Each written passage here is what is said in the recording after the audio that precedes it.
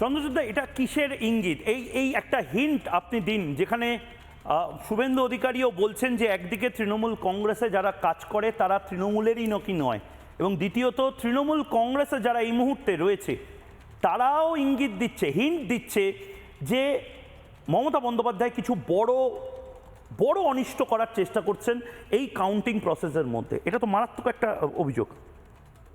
দুটো জিনিস আছে ময়ূক এখানে।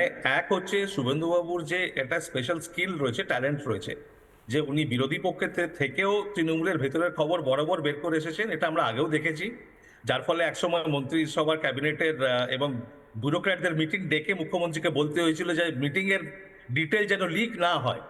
তো সেই ট্যালেন্টটা তো রয়েছে এবং কাজে লাগবে, সেটা ইলেকশনের সময় বোঝাই যায়। আর দ্বিতীয় কথা হচ্ছে যে আগে যে এস্টাবলিশড প্র্যাকটিস, যেটা এত বছর ধরে করে এসছে নির্বাচনের পর নির্বাচন, যে শেষ মুহূর্ত অব্দি খুব ডিসিপ্লিনড ওয়েতে ভোট ম্যানিপুলেট করা, ভোট ম্যানেজ করা, এই জিনিসটা যে আজকে ছেড়ে দেবে না, মরণ কামড় তো দেওয়াই হবে। ফল কি হবে জানি না, সেটা কেউই জানেন না, কিন্তু ওনারা ছেড়ে দিচ্ছেন না খেলাটা। ওই আগের যে ধারা ছিল সেই ধারা বজায় রেখেছেন, একদম অক্ষুণ্ণ রয়েছে। এবং যত শক্ত মনে হবে, চ্যালেঞ্জটা যত শক্ত হতে থাকবে, ওনাদের রেসপন্সটাও কিন্তু ততটাই তীব্রতর হতে থাকবে, এবং তার জন্য আমার মনে হয় বিজেপিকে প্রস্তুত থাকা উচিত।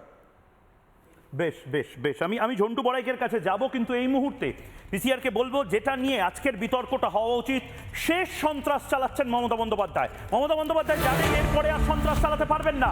জবাব চায় বাংলাতে এই মুহূর্তে বড় বিতর্ক, শেষ সন্ত্রাস চালাচ্ছেন মমতা।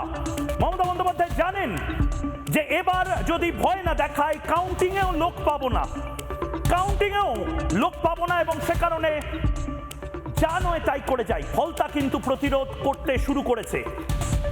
নানা ধরনের কন্টেন্ট দেখার জন্য লাইক করুন, শেয়ার করুন আমাদের ফেসবুক পেজ, সাবস্ক্রাইব করুন আমাদের ইউটিউব চ্যানেল।